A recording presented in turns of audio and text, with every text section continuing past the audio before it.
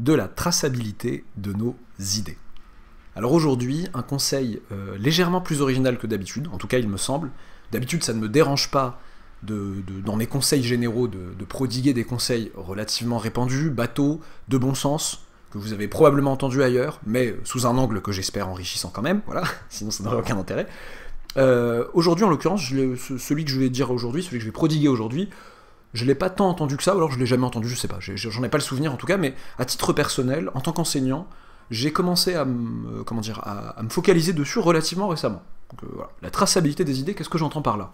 J'entends par là le fait que, par exemple, quand je suis avec un élève, et qu'on travaille sur un sujet donné, et que l'élève me sort une dinguerie, une ânerie mathématique, dont il se rend compte lui-même, hein. Le but n'est pas de dire, voilà, t'as dit un truc, c'est une ânerie, non, non.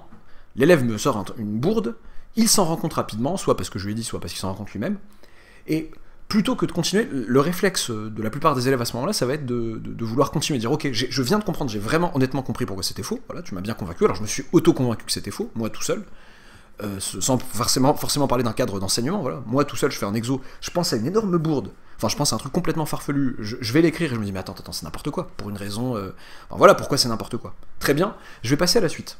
C'est le réflexe qu'on a souvent. Eh bien, il me semble au contraire qu'il peut être intéressant à ce moment-là de dire, attends, on va poser les choses 2 secondes, je vais réétudier justement la traçabilité de mes idées. La traçabilité en général, ça serait de se dire, ok, d'où vient l'origine en fait de mon raisonnement, enfin, quelle idée a entraîné telle autre idée, quel est le cheminement que j'ai suivi pour arriver à cette idée-là. Comment nous as-tu retrouvés? Un chien aboyé, puis une colombe qui se posait sur une gouttière. Parfois ça peut être compliqué, hein, c'est-à-dire que essayer de rationaliser la pensée humaine, parfois on pense à telle chose et on a du mal à remonter la cause de cette pensée. Voilà, c'est pas un podcast de philosophie, mais l'idée là, ça serait de se dire, ok, j'ai failli écrire cette bourde, j'ai failli considérer cette bourde comme vraie, j'ai conscience complètement que c'est une bourde, mais est-ce que je peux aussi avoir conscience du cheminement qui a mené à cette bourde?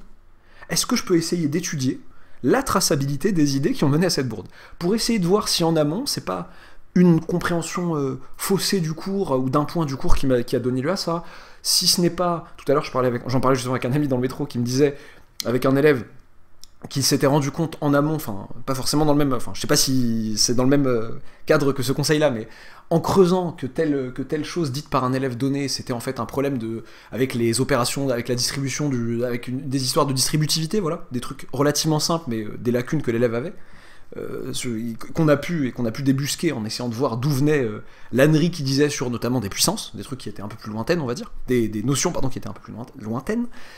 Donc l'idée de perdre un peu de temps à se dire, attends, comment j'ai osé dire ça, comment j'ai pu penser à ça, c'est d'essayer, voilà, d'attaquer le mal plus en profondeur, plutôt que de se dire, ok, là aujourd'hui tu m'as convaincu que c'était faux, ce que je viens de dire, voilà, je vois très bien pourquoi c'est faux, d'accord, très bien, mais un autre jour je serais capable de refaire la même erreur sans que quelqu'un ou moi-même ne vienne en garde-fou en disant, hop, stop, non, c'est n'importe quoi. Donc voilà, c'est un peu d'attaquer le mal à la racine en quelque sorte. C'est ça que je trouve intéressant.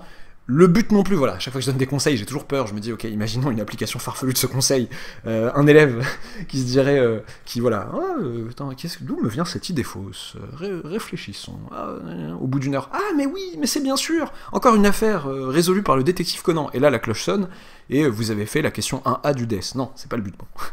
Voilà, j'espère pas amener à ce genre de truc, non, l'idée est vraiment de se dire, comment, je fais même un parallèle avec l'agroalimentaire, tiens. On est dans un pays où on a encore, pour l'instant, la chance d'avoir des garde-fous alimentaires, je compare à d'autres pays que je connais un peu, du genre, voilà, qui nous permettent d'avoir une traçabilité relative des aliments qu'on mange, qui sont dans notre assiette, et qui permettent notamment, quand il y a, je sais pas moi, quand il y a un problème de bactéries présentes dans tel aliment, de dire, attends, les aliments livrés à tel endroit, à tel jour, etc., non, ne les achetez pas, ou alors, si vous les avez achetés, hop, poubelle. Cette traçabilité-là, voilà, de savoir... Dans des situations où, voilà, on m'avait compris, j'ai pas envie d'en donner 1000 exemples, avec des garde-fous qu'on a, qu'on n'a pas encore, que certains n'ont pas encore tout à fait démantelés, voilà, qui sont encore là, voilà, ce n'est pas un podcast politique, mais qui sont encore présents aujourd'hui, pour combien de temps je ne sais pas, voilà, on a encore cette traçabilité minimale qui permet de savoir s'il y a, d'où elle vient, voilà. Eh bien, c'est ce que je préconise dans le cadre mathématique. C'est de savoir, au moins dans les situations où on est en train d'essayer d'apprendre, de savoir comment on a pu aboutir à une telle ânerie. Non pas seulement pourquoi c'est une ânerie, c'est déjà une chose, mais ça c'est après, ça c'est ok. J'ai dit ça, eh bien, enfin, telle personne A dit ça, personne B lui dit mais non, mais regarde, tu vois bien que c'est faux. Par l'absurde, par exemple, regarde, si ce que tu dis est vrai, bah, ça entraîne ça et ça et ça, et tu vois bien que c'est n'importe quoi. Ou alors, voilà, ce que tu dis est faux parce que j'ai un contre-exemple. Tu me donnes une propriété générale dont j'ai un contre-exemple. Mais ça, ce qui peut être bien, c'est d'essayer de voir pourquoi on a été amené à penser ça. J'ai l'impression de redire la même chose depuis quelques minutes, avec des exemples différents. Voilà, j'espère que le message sera passé. En modérant bien entendu cette recherche de traçabilité là, mais en tout cas voilà, de se dire ce n'est pas du temps perdu que d'essayer de se demander comment j'ai pu aboutir à telle bourde. Il me semble dans un autre conseil généraux que j'ai parlé, non pas de traçabilité dans ce sens-là, mais dans le fait d'essayer de cartographier ces erreurs pas de raisonnement justement, mais d'inattention, et de se dire mais attends, quelles sont les erreurs d'inattention qui reviennent souvent chez moi, d'essayer de rationaliser ces erreurs.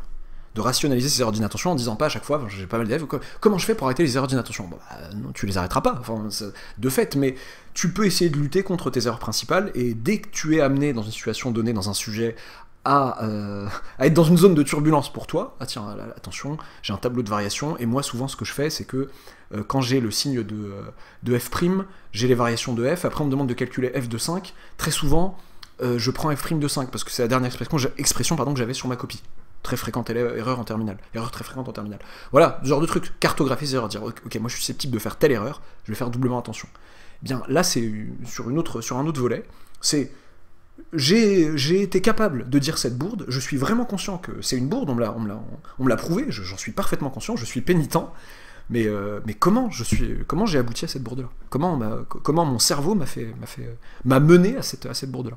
Et je trouve que ça peut être intéressant, sans perdre trop de temps dessus non plus, mais ça peut donner lieu à des découvertes intéressantes sur notre incompréhension de certains points du cours, et ça peut nous éclairer grandement. Ah, mais en fait, ça voulait pas dire ça voulait dire autre chose. Ok, voilà l'idée. J'espère que ça vous aura plu. N'oubliez pas de vous abonner si ce n'est pas encore fait, d'activer la petite cloche des notifications, si c'est je crois que vous m'écoutez sur YouTube, et à bientôt pour un nouvel audio, une nouvelle vidéo, on verra bien.